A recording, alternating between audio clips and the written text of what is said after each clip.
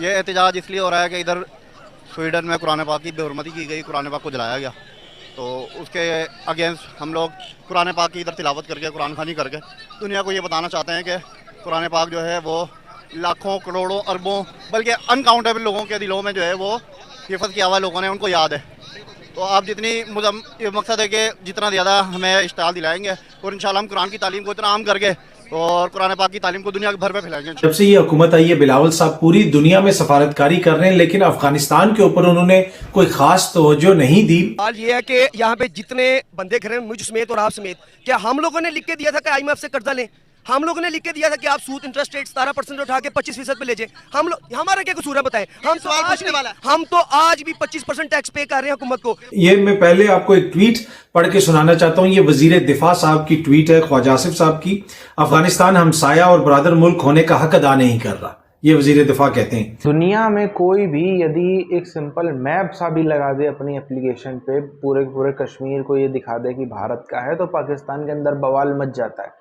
यहीं से आप देख लो कि कितना ज़्यादा सहनशीलता का लेवल है पाकिस्तानियों के अंदर। भारत के अंदर क्या क्या नहीं होता है, उसके बाद भी यहाँ पे लोगों के कान पे जू तक नहीं रेंगती। फ़र्क आपके सामने, ये जो समाज को बिगड़ता देखते हैं, ऐसे ही नहीं है, इसके पीछे आपकी सबकी अपनी मक्कारी है, तभी ऐसी चीज़ें होती हुई नज़र भी आ रही हैं। आप देखो पाकिस्तान का क्या लेना देना है स्वीडन से, पाकिस्तान का क्या लेना देना था पहले फ्रांस में एक पोस्टर खिलाफ पाकिस्तान के अंदर प्रोटेस्ट हुए थे, भारत के अंदर भी हुए थे, स्वीडन के मामले आज भी हो रहे हैं। क्या लेना देना है इनका इजराइल से, या भारत वालों का क्या लेना देना? तब भी हम देखते हैं इजराइल कुछ वहां पे कुछ करे, अपना वो पड़ोस के मामले निपटा रहा है, तो भारत के अंदर विरोध होता है, पाकिस्तान के अंदर विरोध होता है। तो ये सब चीजें किस तरफ जाती हुई हमको नजर आ रही हैं। आप सब जब आप यहूद और नसारा के एजेंटों पे डालों पे पलते हो ना, आप उन्हों के टुकड़ों पे पलते हो ना, फिर हजूर की इज्जत भी की बात है, अपनी माँ बहन की भी इज्जत बेच देंगे। ये सही ना? कौम की बेटी का, कौम की डॉक्टर हाफिज़ सईदी की बेटी बेची नहीं, कराची एयरपोर्ट से हटाई नहीं इन्होंने, हटाई है ना। कौम की बेटी के लिए बात नहीं करते, कौन अपनी बेटियां बेचते हैं? ये हमें नहीं पता कौन सी बात होती है। क्या हजूर की इज्जत की खातिर क्या मरना तो है, एक दिन मरना है, ऐलान मरना है। हजूर ने कह दिया छोड़ दिया मेरा है। ये हालत हो चुकी है कि वो मुल्क जिसके साथ हमारे फ्रेंडली ताल्लुकात हैं, वहां पे तो हमें एंगेज करना चाहिए सफारती सतह के ऊपर, और बिलावल की तवज्जो वहां पे होनी चाहिए थी। एक साल के अंदर ये चीजें बेहतरी की तरफ होनी चाहिए, जारी होनी चाहिए थी। इसलिए कि जिस तरह हुकूमत वहां पे चेंज हुई, जो कुछ भी हुआ, लेकिन इनकी सफारतकारी का अंदाजा आप इस बात से लगा लें कि आज हमें इस सिचुएशन का सामना है कि हमें इस तरह के बयान जारी करने पड़ रहे हैं। कह दिया कि ये उधर से बिलोंग करता है, तो जाहिर बात है वो इन्होंने ब्लॉक करना ही था। सीधी सी बात है, जब वो उनकी बात मान रहे हैं तो फिर जो सरकारी अकाउंट हैं या अदरवाइज कुछ और लड़कों के अकाउंट हैं या किसी के भी अकाउंट हैं, ज़्यादा तो सियासी लोगों के अकाउंट होते हैं, तो वो उन्होंने बैन कर दिए। तो फिर जाहिर बात है उनकी बात, जो अंदर का कॉन्ट्रैक्ट है वो हो चुका है उनका, सीधी सी बात ये है। तो मेरे ख्याल से ये उनके कहने पे नरेंद्र मोदी साहब बहुत अच्छा सोच रहे हैं इंडिया के लिए और बहुत आगे लेके जा रहे हैं। अफगानिस्तान से हमें इन मसाइल का सामना, और ये बिल्कुल सही बात है, इस तरह के मसाइल का हमें सामना है। वहां से लोग आते हैं, यहाँ पे हमलों में भी वो हमने देखा मुलविस हैं, और बहुत सारे इस किस्म के मसाइल हैं। कुछ लोग वहां पे जाके छुप जाते हैं, और उसी चीज का जिक्र ख्वाजा आसिफ साहब भी कर रहे हैं। लेकिन देखिए, ये चीजें तो होती है ना, सफारतकारी के जरिए हल होती हैं। दोहा मायदे का जिक्र हुआ, अब वो भी एक सफारतकारी का नतीजा था। जब से ये हुकूमत आई है, बिलावल साहब पूरी दुनिया के अंदर घूम रहे हैं, और आपको याद होगा कि मैंने मुतअद्दिद बार ये चीज अर्ज की है। आप हुकूमती इदारों की बात कर रहे हैं, उन्होंने डॉक्टर अब्दुल कदीर खान के साथ क्या किया? एजुकेटेड बंदा था, मुल्क पाकिस्तान का दिफा स्ट्रॉन्ग उसने किया। आपने उसके साथ किया क्या? जब वो बेचारा अपने आखिरी लम्हात में है, आपने उसको सिर्फ 4000 पेंशन में रखा है। उससे बड़ा कोई वेल एजुकेटेड बंदा था डॉक्टर अब्दुल कदीर खान से बड़ा, जिसने पाकिस्तान को एटम बम जैसी कुव्वत से नवाजा।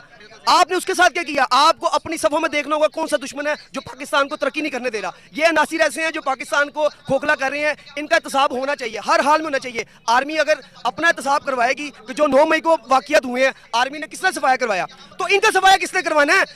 नाज़रीन, क्या पाकिस्तान और अफगानिस्तान की बड़ी जंग शुरू होने जा रही है? आर्मी चीफ ने इस सिलसिले में क्या हुक्म सादर फरमाया है, और पाक फजाइया जो है वो रेड अलर्ट कर दी गई है। अफगान तालिबान की नमक हरामी क्या है, जिस पर वज़ीर दिफा का बहुत गुस्से से भरा हुआ जवाब सामने आया है। ये तमाम तर वाक़यात इस नहज पर क्यों पहुंचे कि पाकिस्तान और अफगानिस्तान के तालिबान एक दूसरे के सामने आ चुके हैं। हुकूमत इंतजार नहीं कर सकती, हुकूमत बाहर हुकूमत इंतजार नहीं कर सकती। हुकूमत का अमली जहाद फिर फीसबिलिल्लाह जहाद लब्बैक लब्बैक जहाद का ऐलान करना चाहिए। अल्हम्दुलिल्लाह हम 15 लाख जाने के लिए तैयार हैं। मेरे मतलब इशारा करेंगे हम फ्रांस क्या उसके यारों को हम लटलार के रख देंगे। हमारा एक ही मुतालबा है, फीसबिलिल्लाह जहाद, फीसबिलिल्लाह जहाद। हमारा एक ही मुतालबा है, फ्रांस से जहाद किया जाए, हर गुस्ताख रसूल से जहाद किया जाए, हर गुस्ताख रसूल से जहाद किया जाए। कलदम टीटीपी के बारे में सुहेल शाहीन ने कहा था जो पाकिस्तान की दुश्मन है। सुहेल शाहीन के मुताबिक टीटीपी पाकिस्तान की जिम्मेदारी है, अफगानिस्तान के तालिबान की नहीं।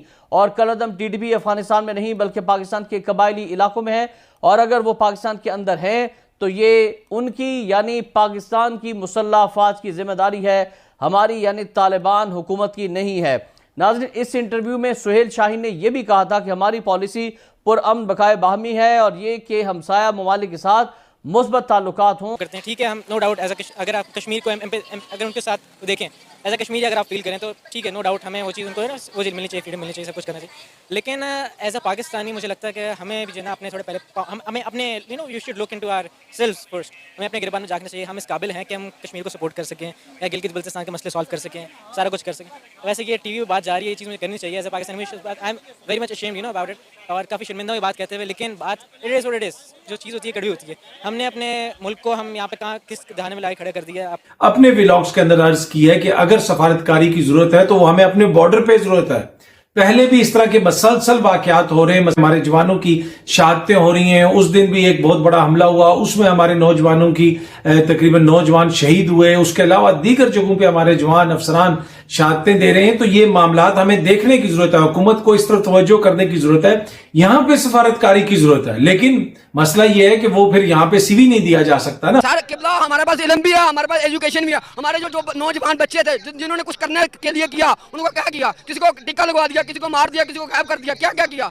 सही ना, यही तो बात कर रहा हूँ ना, कमजोर है आप एग्री कर रहे नहीं कर रहे, कहीं ना कहीं मेरी बात से। हमें हम लोग किया जाता है। हम अल्हम्दुलिल्लाह मकसद जिंदा दिलाने कौम है, और जहाँ तक नामूस रिसालत सल्लल्लाहु अलैहि वसल्लम की भी बात हो, कुरान पाक की बात हो, उसकी इज्जत की बात हो, तो हम लोग जो है हमारे अंदर जोशो जज्बा है, लेकिन हमारे जोशो जज्बे को दबाया जाता है। अब ये हमारी पॉलिसी है, आप उनसे यानी आर्मी से पूछ सकती हैं, पाकिस्तान की आर्मी से पूछ सकती हैं कि उनकी पॉलिसी क्या है। अगर वो भी यही चाहते हैं तो ये अच्छी बात है। और खित्ते में हमसाया ममालिक और अफगानिस्तान हम सब के लिए बेहतर यही है कि हम मिलजुल कर अमन के साथ रहें। सुहेल शाहीन का ये भी कहना था कि टीडीपी अफगानिस्तान में नहीं है और उनके कोई ठिकाने अफगानिस्तान में नहीं है। सुहेल शाहीन ने इसी इंटरव्यू में यह भी दावा किया था कि हम पुरअज़्म हैं कि हम अफगानिस्तान की सरजमीन किसी को इस्तेमाल नहीं करने देंगे। इस सवाल पर कि क्या आप ड्यूरेंट लाइन को जो कि पाकिस्तान और अफगानिस्तान के बीच बतौर बैनुल-अक़वामी बॉर्डर है उसे तस्लीम करते हैं, तो अफगान तालिबान के इसी रहनुमा सुहेल शाहीन ने कहा था कि नहीं, ये बॉर्डर नहीं कहलाता, इसे ड्यूरेंट लाइन कहते हैं,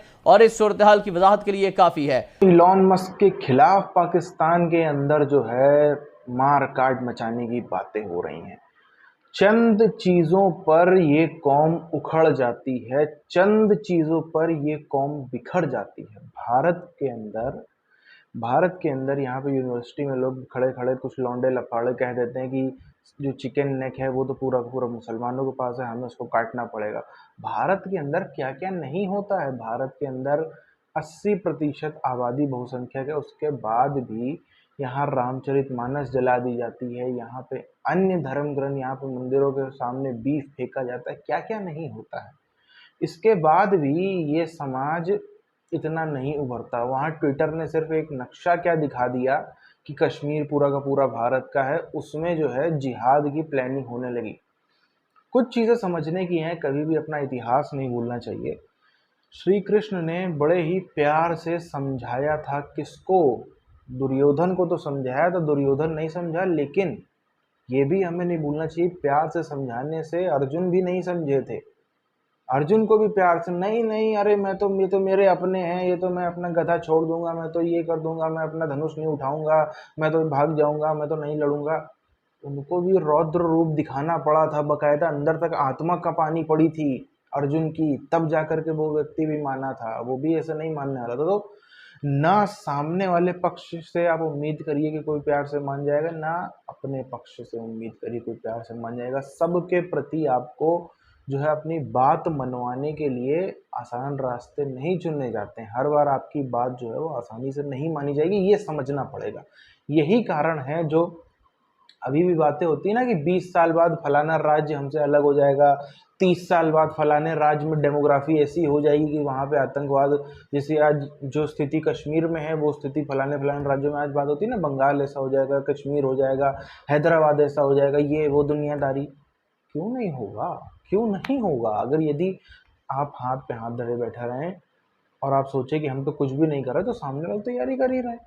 इसी तरीके से समझने की ज़रूरत है, देखने बहलने की ज़रूरत है कि आखिर समाज किस तरफ जा रहा है। अभी भी आप देखिए जिस तरीके से इलॉन मस्क के खिलाफ ऐसी बातें हो रही, एक तरफ तो आप पाकिस्तान में देखो कितनी मारकाट मचती पाकिस्तान की, या फिर बल्कि पूरे इस्लामिक वर्ल्ड को यदि हम देखें तो जितना उनका क्रिश्चियनों से जितना लफड़े नहीं हुए इधर 100 साल में पिछले, जितना हिंदुओं से नहीं हुए, यहूदियों से नहीं, उससे ज़्यादा मुसलमानों के मुसलमान आपस में हुए हैं। सिया सुन्नी के भी हुए, सिया सिया के भी हुए, सुन्नी सुन्नी के भी हुए, क्या किसके नहीं हुए? सब चीज़ें हैं, लेकिन उसके बाद भी किसी ने ये नहीं कहा कि नहीं ये तो हमारे ऊपर मुसलमानों ने अटैक किया इसलिए हम ये मजहब छोड़ते हैं, कभी भी नहीं। तो कुछ चीज़ों को यहाँ पर समझने की ज़रूरत है, और दुनिया भर में कोई भी भारत के हित की या सनातन के हित की बात करे तो उसका साथ देना चाहिए, चाहे वो इलॉन मस्क दुनियादारी कोई भी हो, साथ देने से पीछे हटना नहीं चाहिए।